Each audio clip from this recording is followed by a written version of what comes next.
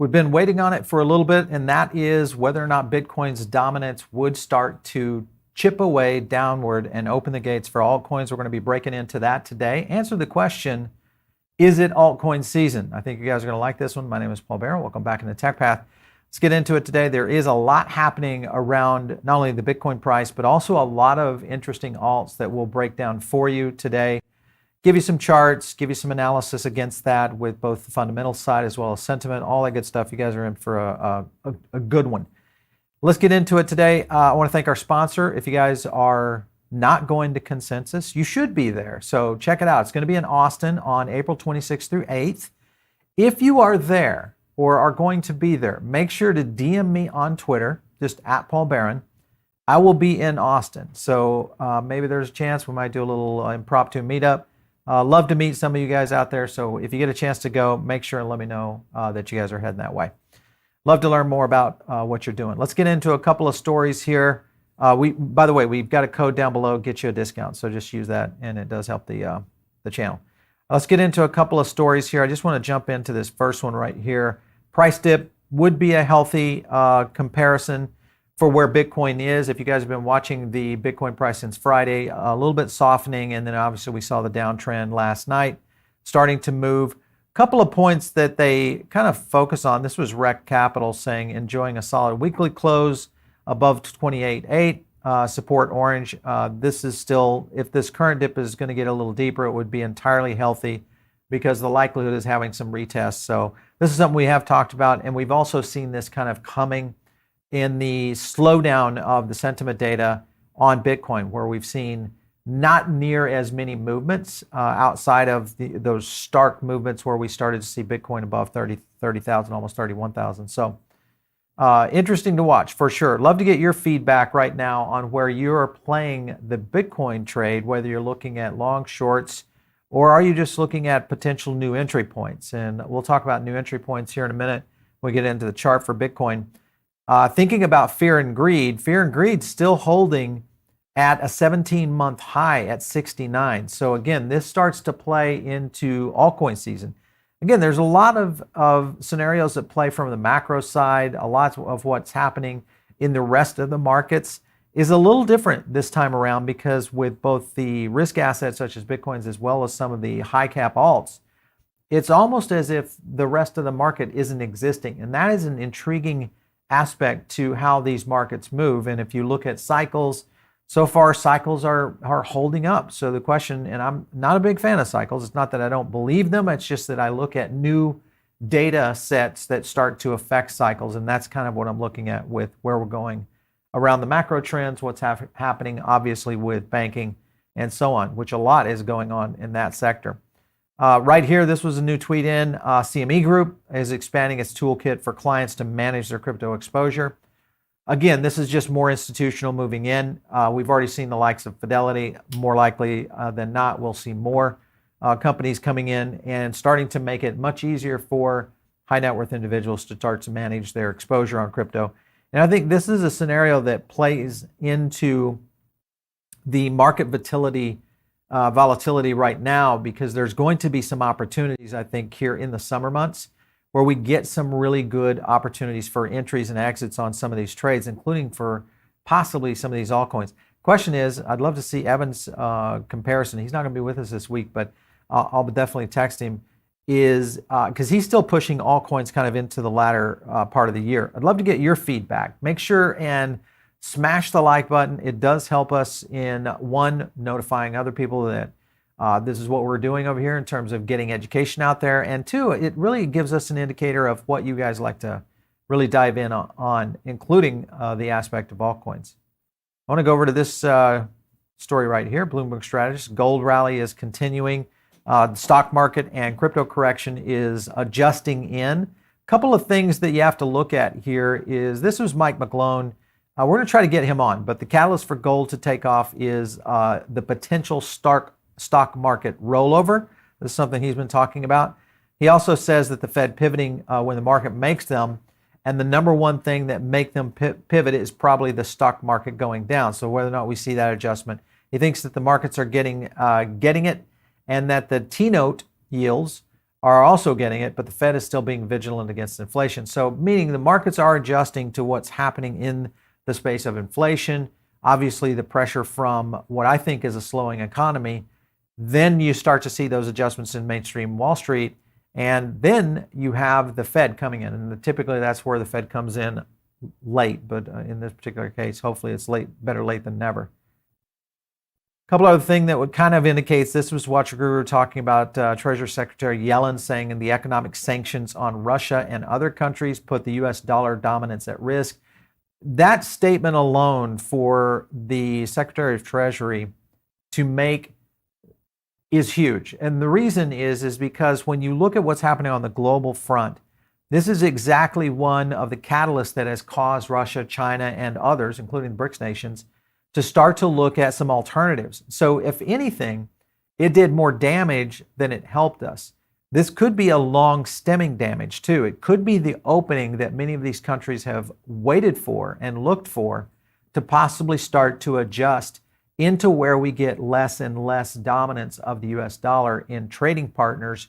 That is a significant difference than what it was pre-pandemic and even post-pandemic, where we started to see the strength of the US dollar really holding up long term. And I think this is going to be one that we need to watch very closely because it does have an effect on not only the US economy, but also on the global positioning across risk assets, as well as other major asset classes out there, including gold. Will Ethereum, though, price hold on this staker sell-off? This is the concern everybody's been talking about. Did not beat the 2,200 mark. Let me kind of zoom in on that. We're showing the split there. Did not beat the 2,200 mark. Exchange order book shows that each sell orders far outweigh the demand around the current prices. This is something, but I will show you some charts on the comparison between withdrawals and new deposits coming into ETH.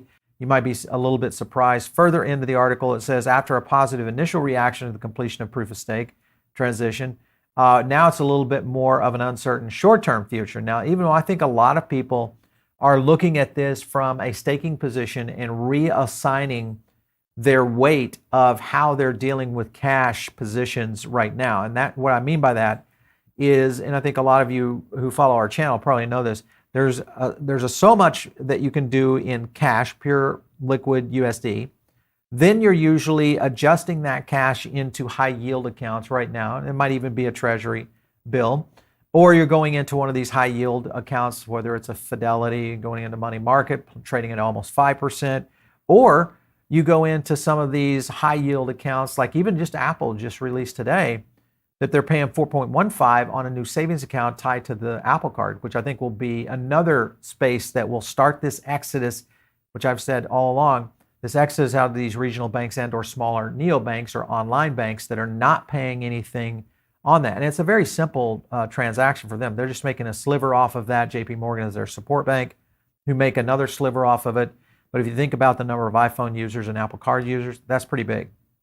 So if you look at a couple of things here, I want to break down a couple of charts here. This is data on end of the block. Around 30 plus minus 30% boundaries were open on sell orders of 6 million ETH. Currently, buyers have only placed orders for around 5.2 million. So that in itself, and if you look at some of the data over here on Nansen, this is a bigger picture here because the 24-hour net deposit starting to climb up. And what you'll notice is the gold right here. Let me zoom in on that for you guys a little bit. Slide over, there we go. This gold section, these are withdrawals. And then as you can see, our deposits are starting to stair step up. Not bad. So if you think of maybe the sell-off of withdrawals has occurred because it just seems to be getting less and less and less, maybe that was the max of what was happening. All of that was, of course, happening during ETH's run to 2100. So love to get your feedback on how you're playing Ethereum right now. Are you looking at a staking position? Because there's, you know, when you look at it, there's some pretty good opportunities here overall on where ETH is staking. So interesting stuff. I think the key here will be whether or not ETH, and will it trigger the altcoin market and the move as we start to see some other aspects start to shift in the market capacity overall. There is a tweet here I want to play a clip for. Let's go to this one. Retail, but maybe institutional investment confidence coming back. Sure. So I'll actually start with Ethereum. So to your point, you mentioned that we had the Shapella update happen on April 12th of last week. That allowed for two different things, both ETH to finally move to proof of work from proof of stake, and then also for Ethereum to be able to unstake itself and create liquidity in the markets. And so really what that does is three different pushes in momentum that we expect to continue as well across institutions and other users. So for example, the first piece is actually very interesting. If you look at what happened with institutional investors in the last update 6 months ago, you actually saw that institutional investors were buying the rumor and then selling the news. And so you saw the price run up and then immediately drop afterwards.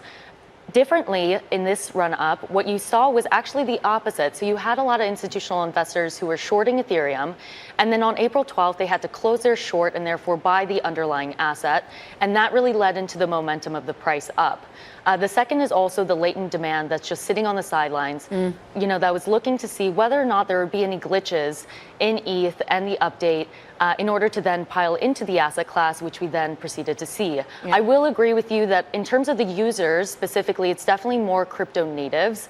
But then comes that last piece, which is really interesting, which is there was a lot of negative sentiment with on-chain data around this huge sell pressure once you could unstake the Ethereum. And if you look at the data, it actually shows that less than 10% of the ETH that's being staked is in the queue to unstake. And of that 10%, majority is actually just the rewards that have been earned since Ethereum was staked. So it's very, very positive. And on Friday, you saw more ETH that was staked than withdrawn. All right, so some good stuff here, I think, in the sense, one, that was Bloomberg covering that, so mainstream media, that's a good thing. The other thing is it started to paint a picture for Ethereum that I think is very accurate to a certain extent. A lot of shorts in the market. That's what we saw getting liquidated, obviously buying under the underlying asset, driving the ETH price to 2,100. Sentiment mentioned in the clip there as well, meaning that we're seeing a lot of crypto natives that are starting to look at, well, let's wait and see what the withdrawal scenario plays out. You've seen the withdrawal numbers.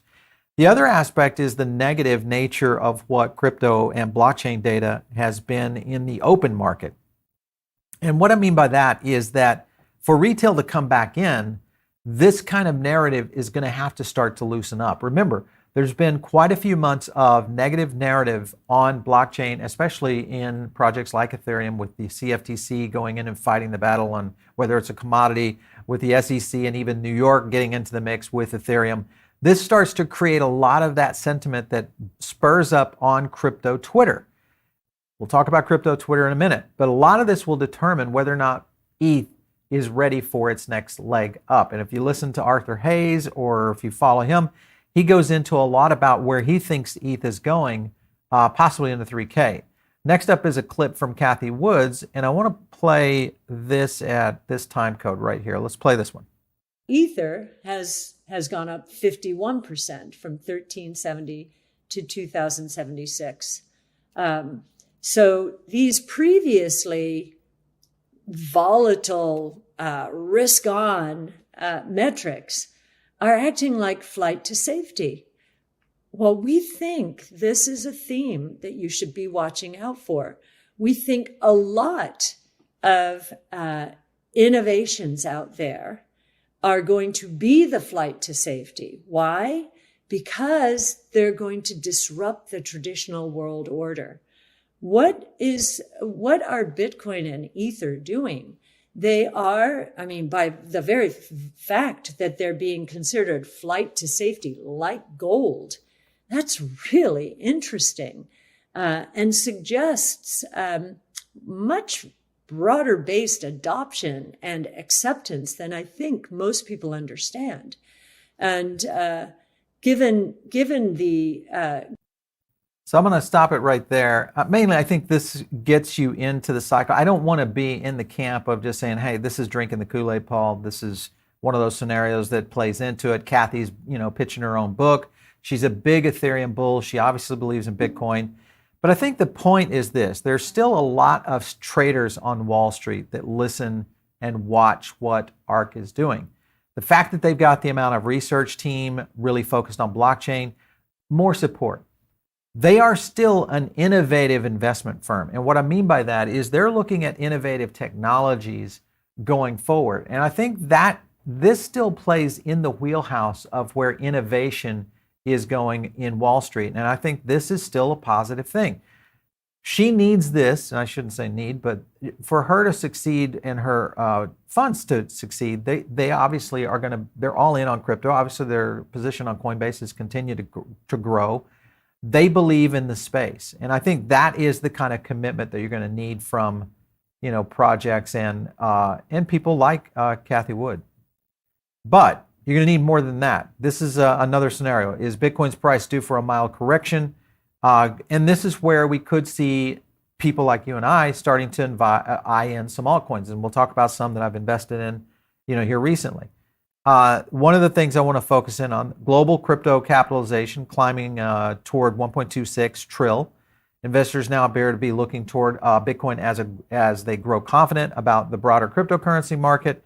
Chart below is illustrating the dominance, which is decreased sharply. Remember, we hit the 49% and then immediately pivoted off of that. So it has had a bit of an adjustment here, just to show you the Bitcoin dominance. Let's go over to the dominance chart real quick. And you guys can kind of see the fall off right there. Oh, that's the Dixie. Thought I had dominance in here somewhere. We'll find it for you. My charts are squeezed. We'll move those out for you. Yeah, in a minute, I will.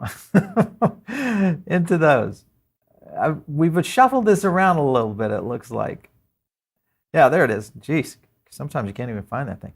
All right, so anyway, you saw this coming in from the 48, almost 49%, and this quick adjustment right here. And if you look at the overall price of Bitcoin, obviously some of that has adjusted off this top side. But the bigger picture that I look at is this stalled scenario that's painted out on the daily, where we had a little bit of trickle up, and then these last 3 days, this small adjustments down into where we're sitting right now at 29.5. Still very respectable, has not vacated heavily, but we've not seen the upside sentiment really start to push on Ethereum as a whole. So that's one thing to consider right here. Nasty rejection, this kind of shows that quickly. We'll get into that. And then I want to go over here, and this is kind of interesting because it goes into the whole idea around crypto Twitter that I've talked about. Obviously, Elon has been going more and more into this. It's going to be interesting to see how he plays this card.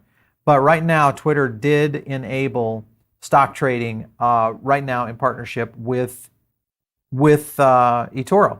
Now, right now it's a button, so you're going to be able to initiate right there within crypto. I'm sure they're seeing enough crypto data coming in off of Twitter that this initiates the interest level. The question is whether or not there's full integration. I think that's going to be the other factor that plays into this. What I'm also surprised at is that they didn't do this with Coinbase, because another San Francisco-based company, I just felt like that would be the natural marriage for where they could go with this. And I think also the future of where this now, Coinbase might be too similar to what maybe crypto and Twitter is trying to do as a whole. I mean, if you look at what Twitter has done with Substack, and they're a bit of a feud right now with using Substack with Twitter integrations, that's a problem. So interesting. Maybe that's how they're playing out right now. They're looking for friendly foes they can just eat up, someone like an eToro. Retail investors can now trade Grayscale on the Solana Trust. So that's another benefit for going into Solana. So investors can now gain exposure to Sol, which is around 150% up, guys, right now. Sol has really had a pretty nice recovery. Currently, the Sol Trust has 2.9 million in Sol. GBDC manages 19 billion in the Bitcoin Trust, as you know, and also boasts a 6.3 billion in ETH. Make sure and drop some questions over on the side. We'll try to get to some of those. Before we get over to the second half of the show, make sure and smash the like button. It does help. Again, remember, liking videos does one thing. It increases the algorithm, helps other people discover these when they're trying to figure out whether or not they're going to invest in crypto, or they're trying to start their learning journey around investing in crypto. Other things around Solana, though, Helium. You saw a breakdown on Solana last week. We did a full rundown on what was happening within the ecosystem. Helium, of course, is here.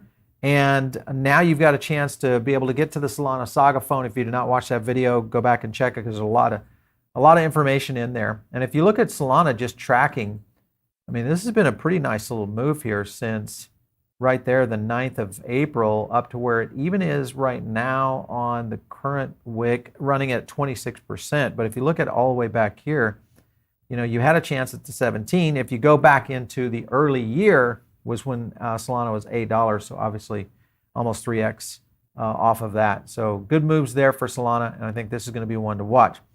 The other thing that plays into this is other aspects around what other altcoin could roll into this. AI developers now are looking at server shortages at AWS, Microsoft, and Google. And imagine right now, guys, that this is really in its infancy. When you think about ChatGPT, diffusion, a lot of the different variations of how AI is being used to generate new tool sets for, digital workers. The one thing you're going to need is compute power. And compute power is already at somewhat of mass capacity, I would say, because of the amount of different type of online services. Why you have AWS, which would essentially be one of the top 5 companies on the planet, if they were to just detach from Amazon. That just shows you the strength and the potential for that kind of situation. But if you look at this right here, this is an interesting. Here's Stable Diffusion now is live on Render. This was the reason we saw Render, probably bar none, take a huge jump up. And the interesting thing is, and I'll show you this little clip here, it's definitely a game changer for the way AI tech will be used in deployment of the coming years. And again, we've talked about why Render will be used. And let me pop this out. This is showing how Render, there's the Stable Diffusion. Let me go to full screen here. And then they're trying to go in and configure. So they're going in and they're saying, hey, let's do a free basket, Van Gogh style. And essentially what's happening here within a Render decentralized rendering compute power, they can go in and run this and run the prompt. And right here, it's going to give you 5 different variations of this. Now, the problem is right now is that what you're dealing with most scenarios with server power is the aspect of being able to get back speed and be able to do that pretty much on the fly. This is all happening pretty quickly. So you can kind of see kind of a rundown there on it.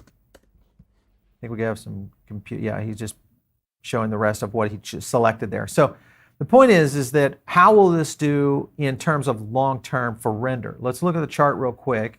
And obviously you guys have been seeing this thing run up right up here to this new resistance, which was really back here around the middle of February where we hit this $2 mark. It has now spiked past that, holding at 204. Maybe this is where Render starts to do a pretty interesting breakout. If you have to go back and look at entry points that we've been looking at along the way, remember, Render's been one of our power spots trying to find entry points, anything below those blue stars, which was all in here in this consolidation period. You had an opportunity. Still looking at Render, though, I think this is one that is a power player. It has a long-term feel because if AI is getting into it, much less the 3D and or Web3 ecosystem, this could really play into a huge, huge play for Render as a whole. Here's Audius, of course. Remember we talked about them last week with the Saga phone release. Well, if you zoom in on this a little bit, you're going to notice there is the Audius music right there on the phone. So this is another power option with Audius. And let's take a look at the Audius chart. And again, this is all integrating in. Oh, man, nasty wick there. But nice growth here over the past week to 10 days where Audius has been clicking up. Not a lot of volatility, but again, is this one, if you believe in the music side of things, do you like this one long term? You look at this one start coming out. I mean, obviously, we're quite a bit higher than where Audius bottomed out right here at around 12 cents, running at a 37. But of course, this can squeeze out if you look back at to where this market has been, even in the on the bull run days where we had 93 cents on Audius. Now let's go back here to this sub. Which was April 22nd or April 22, was a nice run up, and that's outside of what we saw in the bull run period. So is this an opportunity for a longer play on Audius? This is one that we have in the CPI, our crypto power index, and it's also one that I hold and will probably continue to hold on this one. I just feel like it, like Render, Arweave, some other tokens that I like in the altcoin space, of just saying there's accumulation, there's opportunities to buy these in this, this kind of this bear market zone. And it's had this nice little run, mainly because I think the Saga phone. Now, will this hold on for this kind of run? I just don't know. I'm still a little bit hesitant as to whether or not we'll see consistency in the Solana ecosystem still grow. Now, I think that there's an opportunity here. The key now is we're starting to move into really an opportunity for altcoin season. And I think Solana might be, again, back at the table. Now, will they get to that $242? I just don't know if they'll go back to that level. But the fact that they could run up to $100, where you could 5x this, 4x this, there's a real opportunity there. The other one that I'm watching, as you guys know, we've been in and out of Avalanche all year. Another trade that we like, and this is Avalanche's Summit. It's happening over in Barcelona here next month. And this will be interesting because, again, anytime, if you think about Breakpoint and all the things that happen at these events, typically you'll see a lot of dApps roll out with major releases, games, etc., kind of playing into it. And remember, we had the Shrapnel team on not too long ago. This, of course, was a token airdrop they did. This game now is live, so they got pretty excited when they were doing their token drop. But the point is that you've got more quality projects rolling out on Avalanche. So again, another project that might be one to take a look at. Obviously, over the past couple of weeks here since March 10th, this one has been accelerating dramatically, holding it around 43% up. So let me know if you guys are going after these more, high cap altcoins. Do you like these, or are you more in the position of trying to find either the mid cap or even the low cap altcoins that you may want to play at? More like, because remember, anytime you get into altcoins, totally a gamble. A lot of times, it's like investing in, startups, which is the way I compare it. Is it's 1 in 20 of these guys, of startups, are going to make it, and in many cases, several of them you might get some of your money back, but in some cases it might go to zero. So that's how I look at altcoin investing in general. Now, there are a handful of projects like Solana. Okay, that one's seems to have been able to sustain. You look at things like Avalanche. Obviously, we know the Cardano lovers out there. There's many projects out there that give you a lot of opportunity for upside here. And I'd love to know yours. Just drop some comments down below. It's always one thing that helps out. Now, AdShares is one that we've had the team on our show before. And it's one that we've played in and out of. And for me, I look at what they're trying to do. It's mainly blockchain ad revenue opportunities. And I think there's some opportunities. But they are saying that they've got a new release coming on April 19th. You can kind of see this right here. And then another release on April 21st. What is up with them is the question. Will we start to see a little bit of run there? Obviously, with some of the vacation of Bitcoin right now in terms of dominance into the space. Here's the AdShares chart. This is the year to date. Just show you that it's now tracking on a year to date at a considerably more good position. This is back here on year to date. What was that? That got right up to around $1.36. So it's already at its yearly high coming in. If you go to the all-time, just to give you an idea of where this has run within these markets of the bull run. Definitely some interesting ones to watch for sure. All right, so let's see. What else do we have here? Because there was a couple more that I want to hit on. Let's see here. This was, okay, so we're thrilled to share that the beta of Rareweave now coming in. This milestone marks a little bit, if you want to learn more about Arweave, which we've already talked about Arweave quite a bit, is the kind of the idea of NFT platforms. And that is another reason. Remember Arweave, the storage, digital storage, think of it as AWS or something like a Filecoin, etc., that has an opportunity to kind of grow as we see Web3 grow. Obviously, NFTs is a natural evolution for that, so that could be another one that is definitely moving in the right direction. Just as if you look at just transactions here on Arweave right here, obviously exploding here over the past little bit. But again, all upside right here. This goes all the way back to December 2021. All this flat zone right here, and then right here in January, you start to see this move, and this is where we start to see a lot of the upside. Again, getting back to the point of what we're going to see in terms of growth in Web3 is the key around what some of these very critical potential projects could do. Arweave, obviously you saw Render. Those are the two that we really like, both of which are in our CPI. All right, so let's take a quick look at Ethereum on sentiment. Slipping down just slightly. Obviously, it's just coming off. But remember, Ethereum also coming back together here on amplification. It separated a little bit here over the past few days, but coming back together here. So maybe we might be ready for another leg up on Ethereum as we watch. So this is an interesting one to keep your eyes on. All right, we'll get into some questions. I know we have a poll coming in, and let's see what that says. And I know we've got questions here running today. Poll coming in today on this. Are we officially in altcoin season? Yes or no? Everybody's saying not yet. Interesting, because I think the key here is you have a few things that are happening. Dominance is slipping. It needs to slip a little bit more.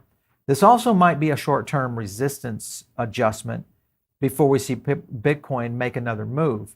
There are scenarios that could all play into this, again, with things that are happening on Capitol Hill in the next few weeks. So don't sleep on the macro side of things, for sure. Let's get over some questions. Vivi is away, just need a little love. Bad news, guys, we just delisted Ecomi off of the CPI. Just happened this week, so this is news for you. Any thoughts on HBAR? We've had HBAR on a couple times.